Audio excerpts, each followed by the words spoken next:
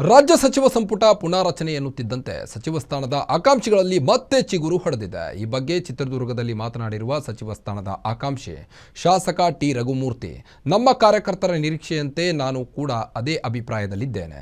ನಾನು ಕೂಡ ಸಚಿವ ಸ್ಥಾನ ನಿಭಾಯಿಸಲು ಸಮರ್ಥವಾಗಿದ್ದೇನೆ.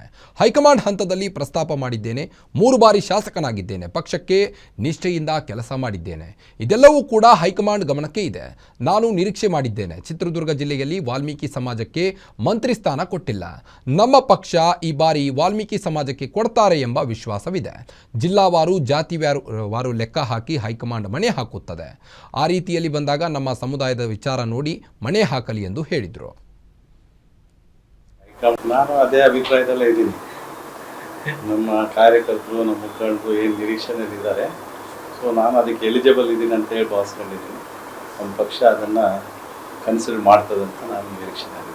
ಅಂದರೆ ಹೈಕಮಾಂಡ್ ಮುಂದೆ ಪ್ರಸ್ತಾಪ ಮಾಡಿದರೆ ಸತ್ಯ? ನಾನು ಹೈಕಮಾಂಡ್ ಮುಂದೆ ಪ್ರಸ್ತಾಪ ಮಾಡಿದೆ. ಹೈಕಮಾಂಡ್ಗೆ ಎಲ್ಲ ಗಮನ ಇದೆ. ನಾನು ಕಂಟಿನ್ಯೂಸ್ ನಿಮಗೆ ಗೊತ್ತಿದ್ದಂಗೆ 2013ರಲ್ಲಿ ಗೆದ್ದಿದ್ದೀನಿ, 2018ರಲ್ಲಿ ಗೆದ್ದಿದ್ದೀನಿ, 2023 3 ಸಾರಿನೂ ಗೆದ್ದಿದ್ದೀನಿ. ಎಂಥದೇ ಸಂದರ್ಭದಲ್ಲಿ ನಾವು ಪಕ್ಷಕ್ಕೆ ಭಾಳಷ್ಟು ಲಾಯಲ್ ಆಗಿದ್ದೀವಿ. ಅದೆಲ್ಲ ಹೈಕಮಾಂಡ್ ಗಮನದಲ್ಲಿದೆ. പക്ഷേ ನನ್ನ ನಿರೀಕ್ಷೆ ಇದೆ, ನಾನು ಈ ಸಾರಿ ಕನ್ಸಿಡರ್ ಮಾಡ್ತಾರೆ. ಅದು ವಿಶೇಷವಾಗಿ ಚಿತ್ರದುರ್ಗ ಜಿಲ್ಲೆಗೆ ಕಾಂಗ್ರೆಸ್ಸಿಂದ ಇತ್ತೀಚೆಗೆ ಬಹುಶಃ ನನ್ನ ಗಮನದಲ್ಲಿದ್ದಂತೆ ಏನು ನಮ್ಮ ಮಾಜಿ ದಿವಂಗತ ಸಚಿವ ತಿಪ್ಪೇಸ್ವಾಮಿಯವರು JDS ಅಲ್ಲಿ ಸಚಿವರಾಗಿದ್ದರು. ಅದಾದ ನಂತರ ಚಿತ್ರದುರ್ಗ ಜಿಲ್ಲೆಯಲ್ಲಿ ನಮ್ಮ ಪರಿಶಿಷ್ಟ ಪಂಗಡದವರಿಗೆ ಯಾರು ಪ್ರಾತಿನಿಧ್ಯ ಕೊಟ್ಟಿಲ್ಲ ಕಾಂಗ್ರೆಸ್ಸಲ್ಲಿ. ಹಾಗಾಗಿ ಈ ಸಾರಿ ಹೋಗ್ತಾರಂತೇಳಿ ನಾನು ಆಶಿಸ್ತೀನಿ.